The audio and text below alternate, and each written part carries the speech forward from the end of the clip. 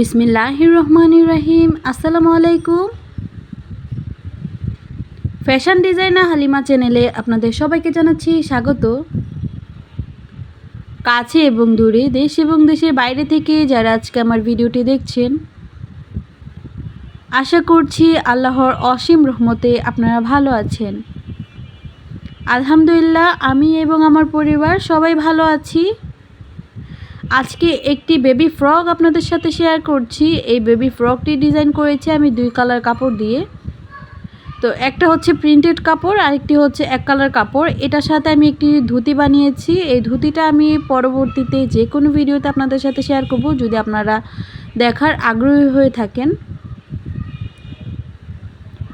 আমরা অনেকেই কনফিউশন থাকি যে বড়দের ক্ষেত্রে বা ছোটদের ক্ষেত্রে বডির মাপের মেজারমেন্টটা কতটুকু নিব। তো আজকের ভিডিওতে ডিটেলসে থাকছে আমি কত বছরের বয়সী বাচ্চাদের জন্য আমি কতটুকু লং নিয়েছি। তো কথা না বাড়িয়ে শুরু করছি আমার আজকের ভিডিও। কাপড়ের লেন্থ যদি জানতে চান সেটা আমাকে কমেন্ট বক্সে জানাবেন যে আপনি কত বছর বাচ্চার জন্য তৈরি করছেন, আপনার কতটুকু কাপড় নিতে হবে সেটা আমি আপনাদেরকে অবশ্যই কমেন্ট বক্সে জানিয়ে দিব। এখানে কাপড় হচ্ছে 2.5 হাত বহরের কাপড়, এখানে কিন্তু 2 হাত বহরের কাপড় না। তো কাপড়টাকে আমি প্রথমে 4 ভাঁজ করে নিয়েছি। এখন আমি এখান থেকে বডির উপর পার্ট বা যেই আমাদের যেহেতু এটা 2টা লেয়ারে ভাগ করা হয়েছে, সেই জন্য এখানে বডির যে মেজারমেন্টটা সেটা নিয়েছি আমরা 8 ইঞ্চি।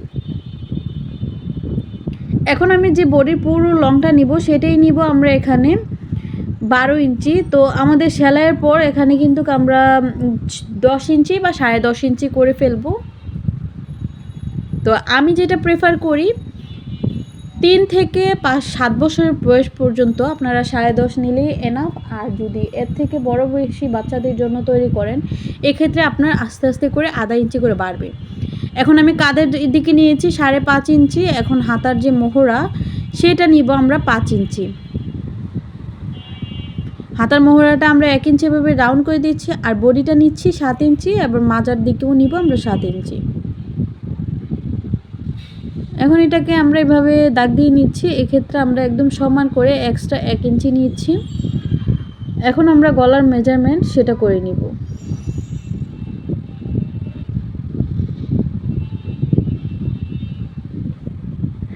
কাঁধের জন্য নিয়েছি আমরা 3.5 ইঞ্চি, আর গলার জন্য নিচ্ছি আমরা 2 ইঞ্চি।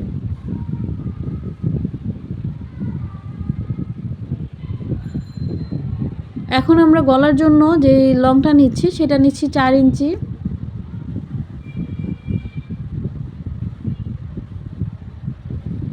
এখন আমরা এটাকে সুন্দর করে রাউন্ড করে নিচ্ছি বা বি গলা করে নিচ্ছি। ব্যাক পাশে আমাদের ছোট গলা হবে আর সামনের পাশে একটু বড় গলা হবে। আমরা চাইলে কিন্তু সামনে পিছনে সেম গলাও রাখতে পারি।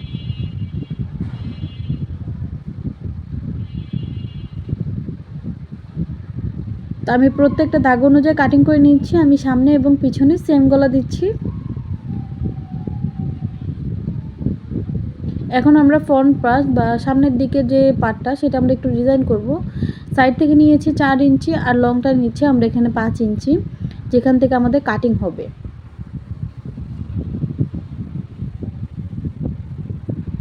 এই সাইড থেকে আমরা একটু রাউন্ড করে দিচ্ছি এভাবে। তো আমরা কিভাবে কাটিং করছি সেটাও আপনাদেরকে একটু দেখিয়ে দিচ্ছি।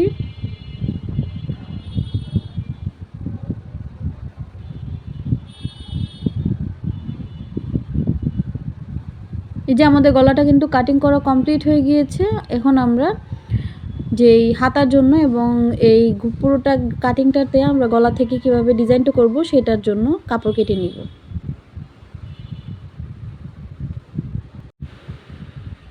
এখন আমি নিচের ঘেরের অংশটা কাটিং করে নিচ্ছি, পরে আমরা হাতার দিকে চলে যাব।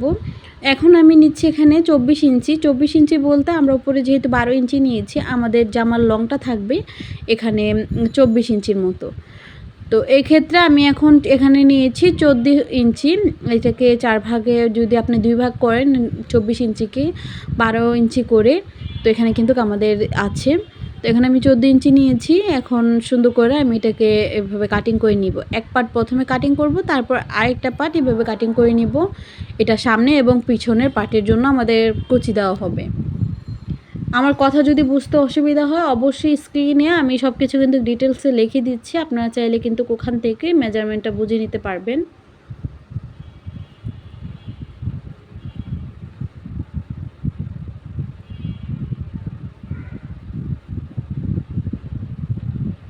এখন সমান করে কাপড়গুলো কেটে নিয়েছি, এটা সামনে এবং পেছনের ঘেরটা আমাদের কমপ্লিট হয়ে গিয়েছে। এখন আমরা হাতার জন্য যেই মেজারমেন্টটা করব সেটা নিচ্ছি।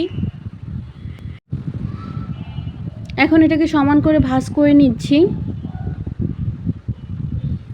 4 ভাঁজ করে নিয়েছি। এখন 4 ইঞ্চি করে আমি কাপড় নিচ্ছি, এটা হবে আমাদের হাতার যে পুরো রাউন্ডটা সেটার জন্য।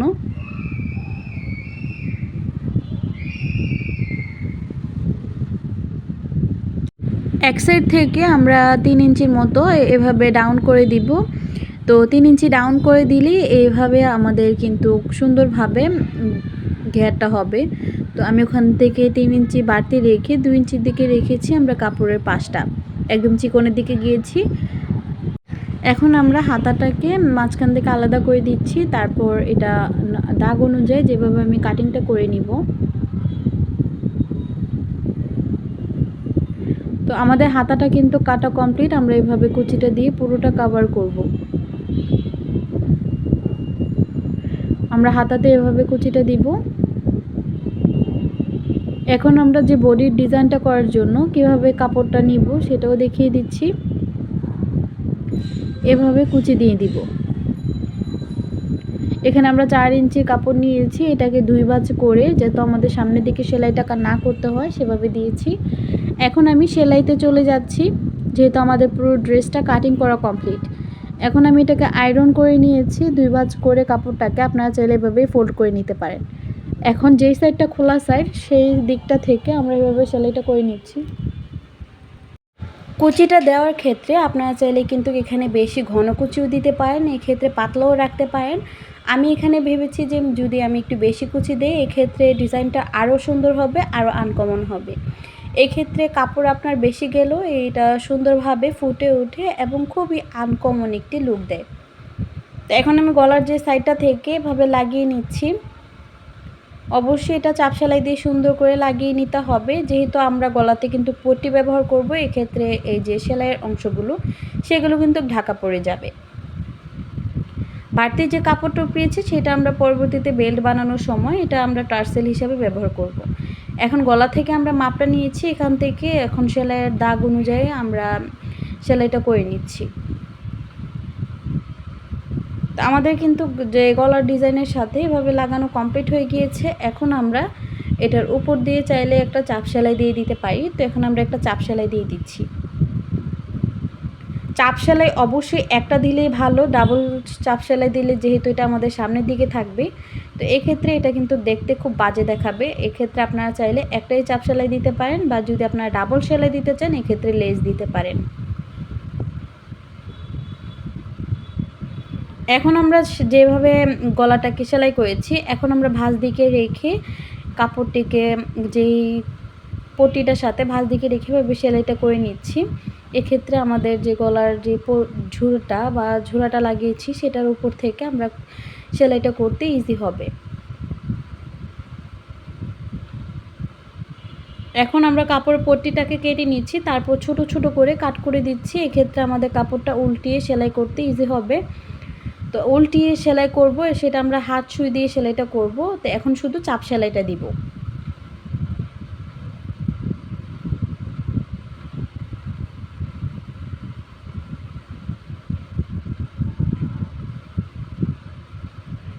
এই যে এখন আমরা চাপ সেলাইটা দিয়ে দিচ্ছি। নিচের কাপড়টাকে টান দিলেই কিন্তু আমাদের উপরের কাপড়টা একটু নিডেলের দিকে যাবে। তো এক্ষেত্রে যদি কাপড় টান খায় এটা আপনার নিচের কাপড়টা যদি বের হয়ে থাকে নিচের দিকে টান দিবেন, এক্ষেত্রে সমান হয়ে যাবে। পিছনের পট্টিটাও আমরা সেমভাবে লাগিয়ে নিয়েছি। এখন আমরা কাঁধের অংশগুলোকে জয়েনিং করে দিচ্ছি। কাঁধের অংশগুলোকে জয়েনিং করে নিয়েছি। এখন দুটোটা সাইড আমি সেমভাবে বন্ধ করে দিচ্ছি।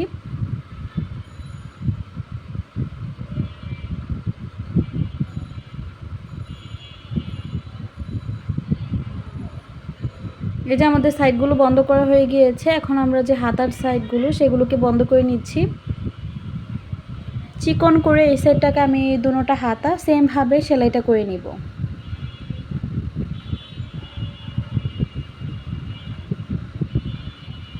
এখন হাতাটা লাগানোর ক্ষেত্রে আপনারা অনেকেই প্রশ্ন করেন যে আমাদের যেই হাতার আরমোল সেখানে আমরা কুচি দেই কিনা। না, এই যে আমরা কুচি দিই না, এই সাইড থেকে ধরে তারপর আমরা কাঁধের অংশটা যতটুকু আসে ততটুকুই আমরা এই যে কুচিটা দিয়ে কাভার করার চেষ্টা করি। এক্ষেত্রে আপনার যদি কাপড় বেশি থাকে আপনারা চাইলে আরমোলের দিকেও কিন্তু কুচিটা দিতে পারেন।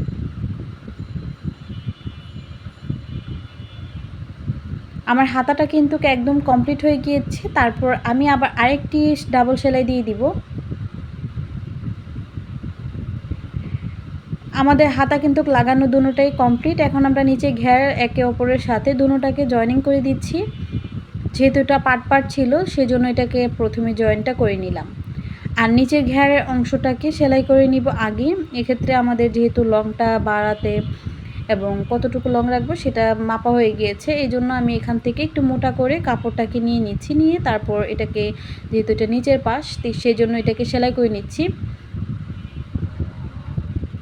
আপনি আপনার বাচ্চার লং অনুযায়ী কিন্তু কাপড়ের যে নিচের ঘেরের পোর্শনটা সেটা নেবেন। বডির মাপটা সেমই থাকবে। তো এই সাইডটা কিন্তু আমরা নিচের পোর্শনটা এভাবে সেমভাবে সেলাইটা করে নিচ্ছি। তারপর আমাদের মাজার পোর্শনের দিকে ছোট ছোট করে আমি আগে থেকে কুচিগুলো রেডি করে রাখছি।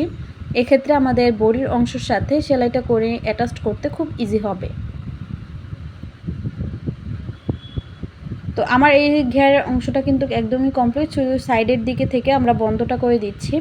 সাইড থেকে আমরা অবশ্যই ডাবল সেলাই দিয়ে বন্ধ করে নিচ্ছি। তারপর বডির যে উপরের পার্ট সেটাকেও সেমভাবে হাতার আরমোল থেকে আমরা একদম নিচ পর্যন্ত বন্ধ করে দিচ্ছি। সেমভাবে আমি দুটোটা সাইড এভাবে বন্ধ করে নিচ্ছি। এই ক্ষেত্রে বড়ি লুজ হলে আপনারা চাইলে পিছন থেকে ফিতা ব্যবহার করতে পারেন। তো আমার দুটোটা সাইড কিন্তু একদম কমপ্লিট হয়ে গিয়েছে। এখন শুধু মাজাতে কাপড় যে ঘেরটা সেটা লাগানো কমপ্লিট। শুধু এখন ঘেরটাকে পুরোটাতে কমপ্লিট করব।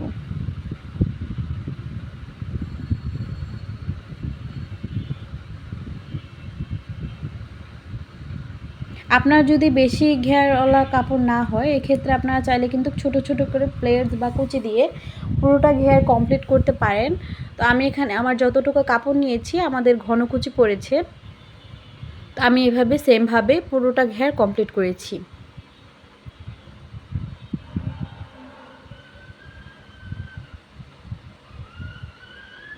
মাজাতে অবশ্যই যদি একবার সেলাই দিয়ে দেখবেন এক্ষেত্রে আপনার কাপড়গুলো ফিনিশিং ঠিক আছে কি না। যদি ঠিক না থাকে অবশ্যই খুলে তারপর ঠিক করে নেবেন। আর যদি ঠিক থাকে অবশ্যই এভাবে ডাবল সেলাই দিয়ে দিবেন। আমাদের কিন্তু ড্রেসটা পুরোপুরি কমপ্লিট হয়ে গিয়েছে। শুধু পিছন থেকে বেল্ট লাগাবো, সেটা আর আপনাদের সাথে শেয়ার করছি না।